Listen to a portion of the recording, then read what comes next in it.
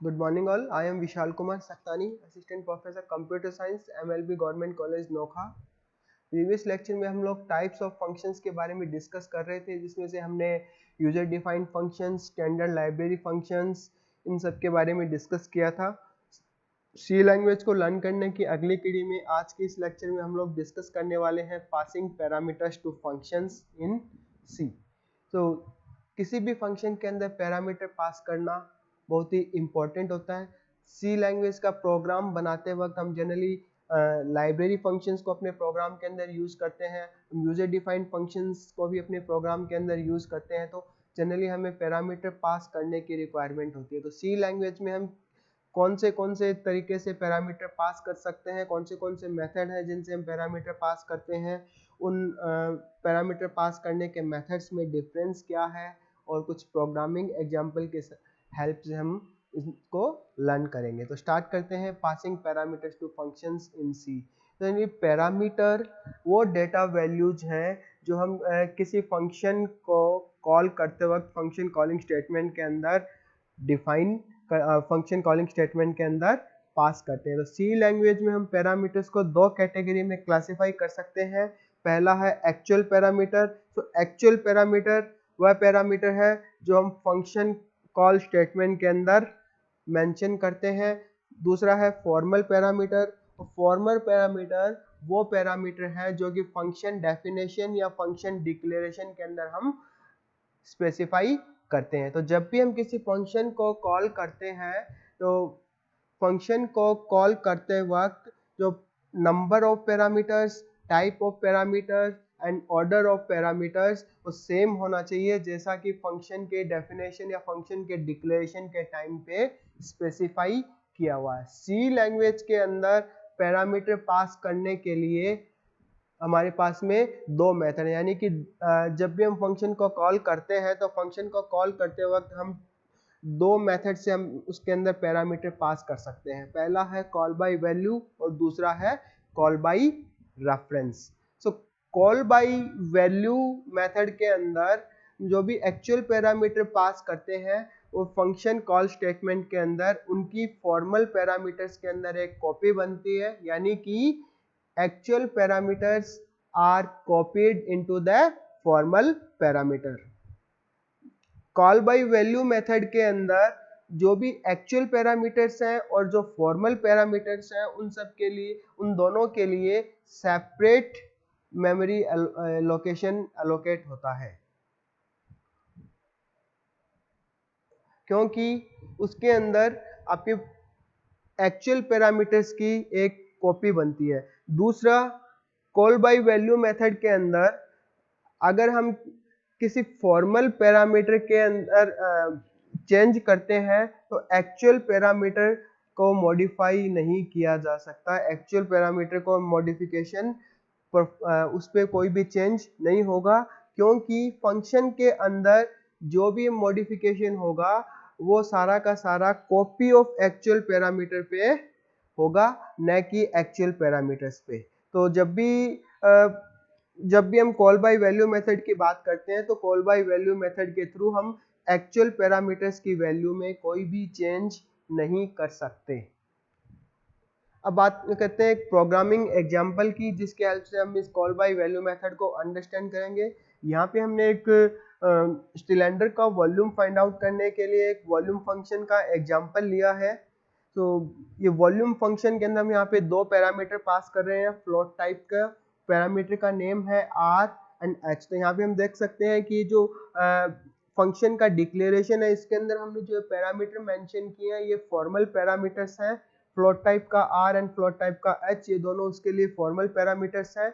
और जो main function के अंदर हमने यहाँ पे दो वेरिएबल जो कि किसी भी सिलेंडर का वॉल्यूम फाइंड आउट करने के लिए हमें दो चीज़ें चाहिए होती हैं, पहला उसकी रेडियस एंड दूसरा हाइट। तो उनको स्टोर करने के लिए हमने यहाँ पे दो वेरिएबल यूज किए हैं, रेडियस एंड हाइट। तो रेडियस की वैल्यू में हमने इनिशियल 10 असाइन किया है और हाइट की वैल्यू में 20 असाइन किया। अब हम उस सिलेंडर का वॉल्यूम फाइंड आउट करने के लिए हम इस वॉल्यूम फंक्शन को कॉल कर रहे हैं, जिसमें हमने दो पैरामीटर पास किए हैं जो कि रेडियस एंड हाइट तो जो फंक्शन कॉल स्टेटमेंट के अंदर जो भी हम पैरामीटर पास करते हैं उन्हें हम एक्चुअल पैरामीटर कहते हैं। तो यहाँ पे हम देख सकते हैं कि फंक्शन डिक्लेरेशन या फंक्शन डेफिनेशन में जो भी पैरामीटर्स हैं उनको हम फॉर्मल पैरामीटर्स कहते हैं, और फंक्शन कॉल स्टेटमेंट के अंदर जो भी हम पैरामीटर पास करते हैं उसे हम एक्चुअल पैरामीटर कहते हैं। तो यहाँ पे हमने जैसे इन पैरामीटर्स को पास किया, तो कॉल बाय वैल्यू मेथड के अंदर इस रेडियस की, यानी कि जो एक्चुअल पैरामीटर रेडियस है उसकी एक कॉपी बनेगी फॉर्मल पैरामीटर आर के अंदर, एंड जो भी आपका हाइट एक्चुअल पैरामीटर है उसकी एक कॉपी बनेगी जो आपका दूसरा फॉर्मल पैरामीटर है एच उसके अंदर, यानी कि आर के अंदर रेडियस की वैल्यू कॉपी होगी और एच के अंदर हाइट की वैल्यू कॉपी होगी। तो आर के अंदर वैल्यू 10 और हाइट के अंदर value 20, that is copy of radius and height is created. So function definition के अंदर यहाँ पे देख सकते हैं कि जो वॉल्यूम फंक्शन जो वर्क करेगा यह copy of radius and height, यानी कि एक्चुअल पैरामीटर की कॉपी पे वर्क करेगा, न कि एक्चुअल पैरामीटर्स पे। जो भी यहाँ पे अगर हम यहाँ पे अगर कोई भी चेंज करते हैं पैरामीटर्स में तो वो एक्चुअल पैरामीटर्स पे रिफ्लेक्ट नहीं होगा, वो चेंज सिर्फ और सिर्फ जो यहाँ पे फॉर्मल पैरामीटर्स हमने यूज किए हुए हैं उन्हीं पैरामीटर्स पे होगा। तो यहाँ पे हमने एक फ्लोट टाइप के एक वेरिएबल v की हेल्प से वॉल्यूम कैलकुलेट किया है। जैसा कि हम जानते हैं कि किसी भी सिलेंडर का वॉल्यूम कैलकुलेट करने के लिए हमारे पास में फॉर्मूला होता है पाई आर स्क्वायर एच। तो पाई की value 3.14 multiplied by R multiplied by R and multiplied by H. तो इस फॉर्मूले की हेल्प से हम सिलेंडर का वॉल्यूम जो कैलकुलेट करके इसको वेरिएबल v के अंदर स्टोर करवाएंगे, और उसके बाद में जो प्रिंट स्टेटमेंट की हेल्प से जो भी यहाँ से वॉल्यूम कैलकुलेट होगा वो प्रिंट हो जाएगा। तो फाइनली इसका आउटपुट आप ही देख सकते हैं। तो यहाँ पे हम देख सकते हैं कि किस टाइप से आपका कॉल बाय वैल्यू वर्क करता है। अब बात करते हैं कॉल बाय रेफरेंस की। तो जैसा कि हमने देखा था कि कॉल बाय वैल्यू के अंदर हम किसी पैरामीटर को जब हम पास करते हैं तो जो एक्चुअल पैरामीटर होता है उसकी एक कॉपी बनती है, जबकि कॉल बाय रेफरेंस मेथड के अंदर हम उस वेरिएबल का एड्रेस पास करते हैं।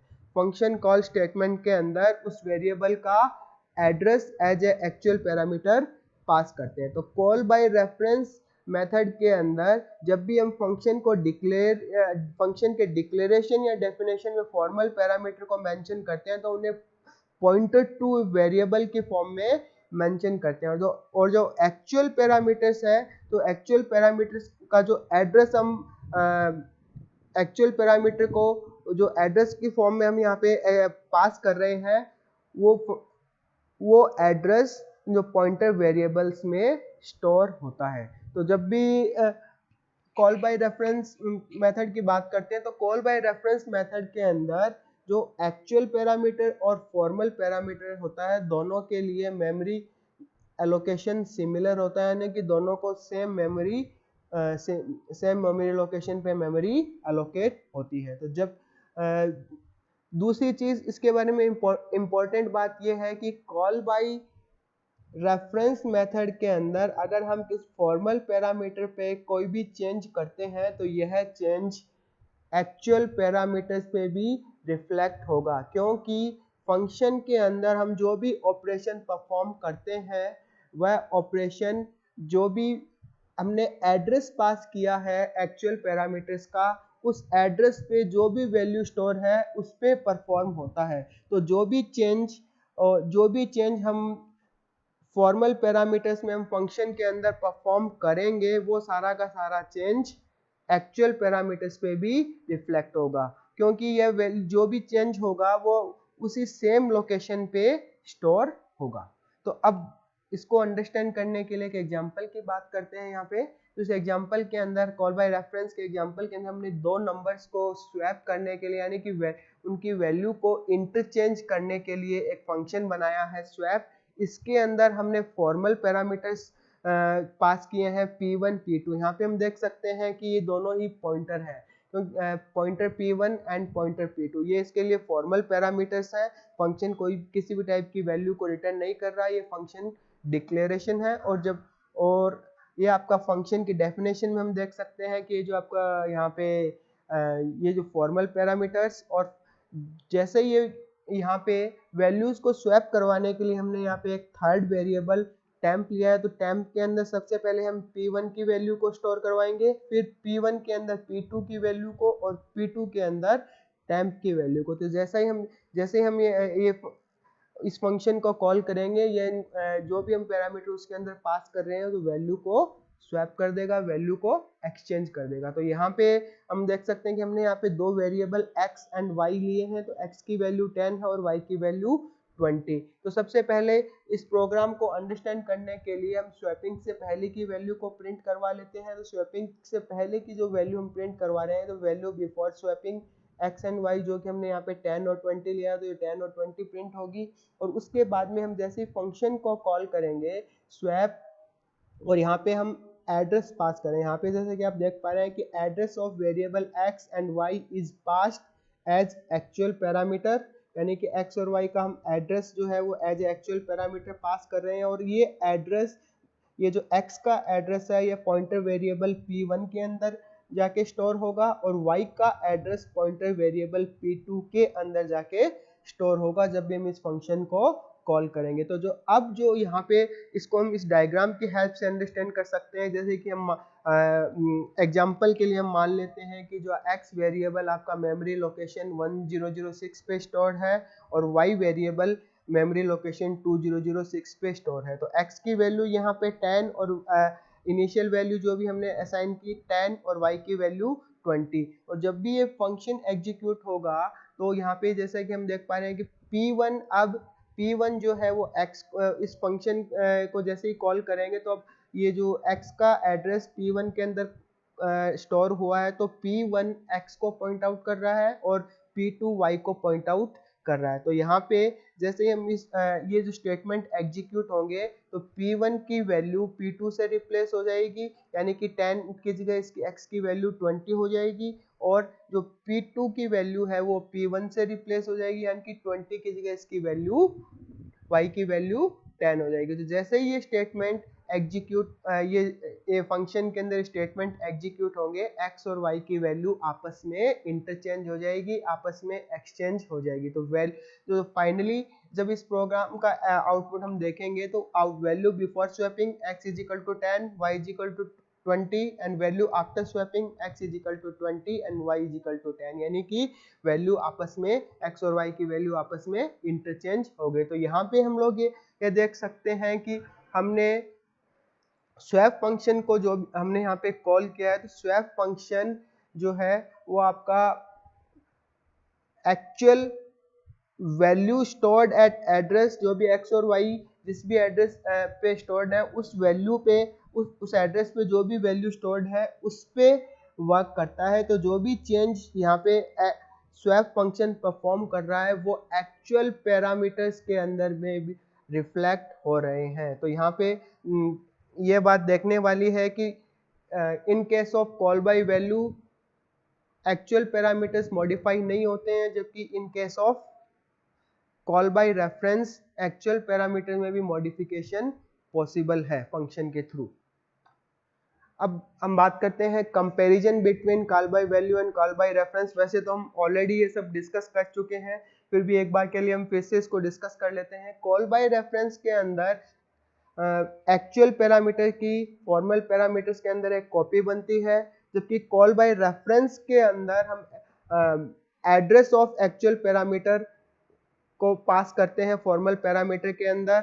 और कॉल बाय वैल्यू के अंदर अगर हम कोई भी चेंज या मॉडिफिकेशन फॉर्मल पैरामीटर्स पे करते हैं, तो it will not reflect in change और modification in the actual parameter, यानी कि एक्चुअल पैरामीटर के केस में यहाँ पे कोई भी चेंज नहीं होगा।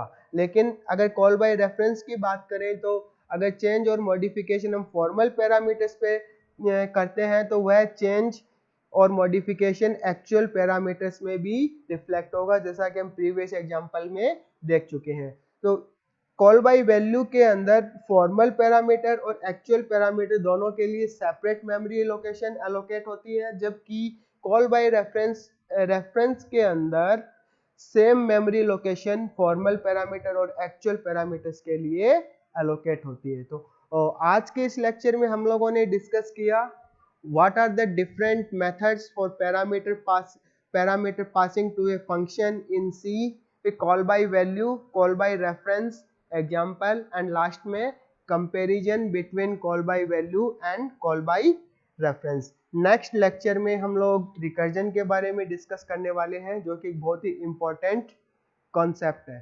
Thank you.